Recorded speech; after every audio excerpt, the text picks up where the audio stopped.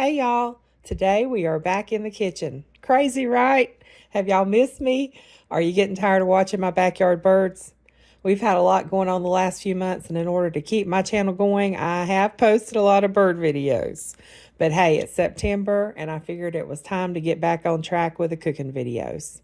I've also changed the channel name from Cooking with Bobbi Jo to Bobbi Jo's, just because the channel has grown into more of a variety channel instead of a cooking only channel.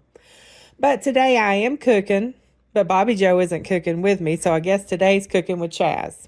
So here we are in the kitchen. This is the back of my pantry door.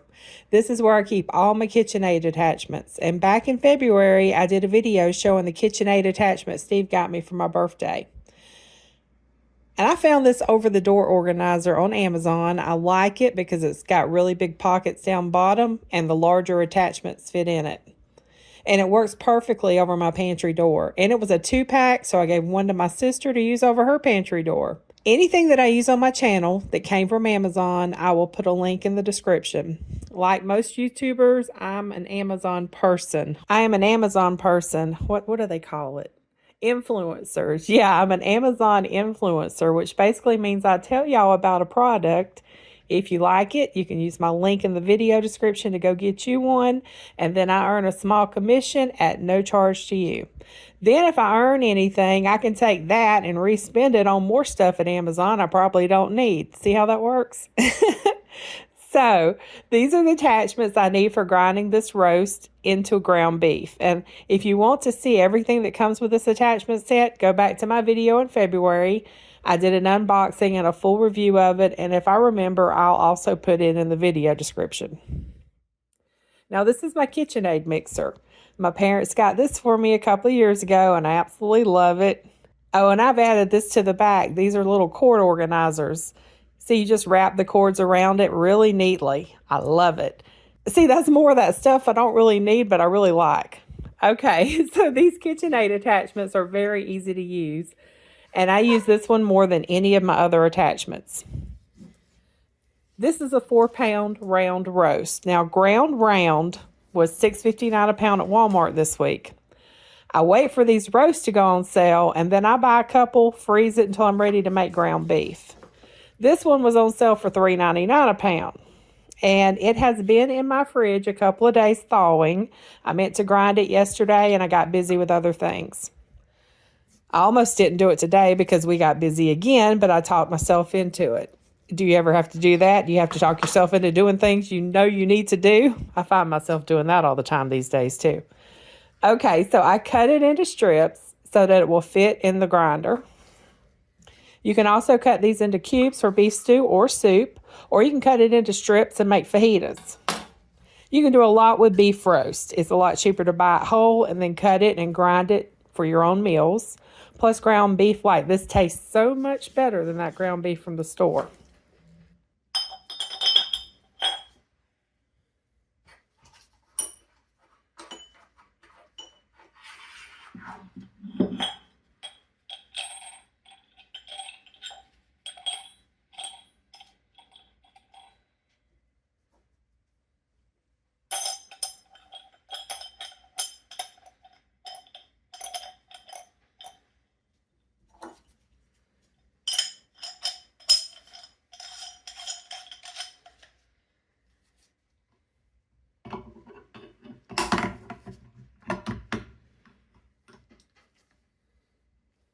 This attachment is simple to use. You just turn the mixer on number 4 for the speed, and you feed the beef down into it, and it grinds it right up. See all the ground beef I got from that round roast?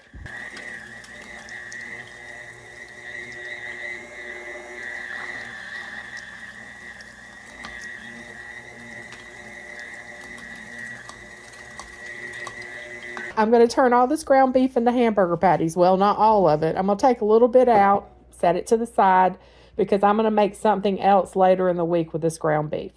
But the rest of this will be hamburger patties. This is my burger press. Yep, another one of those items I didn't really need because I can make patties with my hands.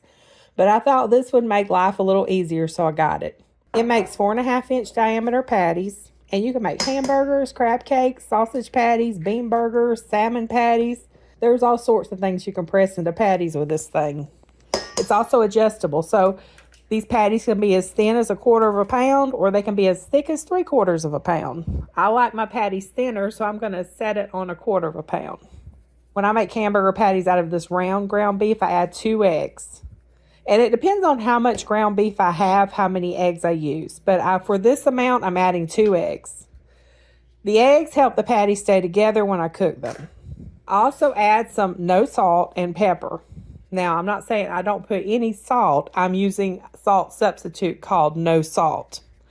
I'm trying to avoid too many carbs and too much sodium. So I use no salt instead of salt. I find that this is all the seasoning I need, but you can season these up however you like. Now, this is my first time using this gadget, so I'm not sure how much meat goes in. This spring ejector pops it out so you can easily remove the burger. I'm going to speed this up and go ahead and make all my patties. Now, here's all my patties. Now, after making all of these, I realized I should have probably put the paper on the bottom and the top of the ground beef before I pressed it, and it would have been a whole lot easier to remove. Oh well, I learn as I go with these new gadgets, so I will do that next time. I have 10 hamburger patties, and I'm going to cook 2 of these patties for supper. I will put the remainder in a freezer bag and have them ready whenever we're in the mood for a hamburger. So we are having bacon cheeseburgers for supper. Steve's going to have his on bread. I'm going to have a patty with onions and mushrooms on top instead of bread. This is my low-carb, low-sodium burger. That's another great thing about making your own patties. You get to control what goes in them.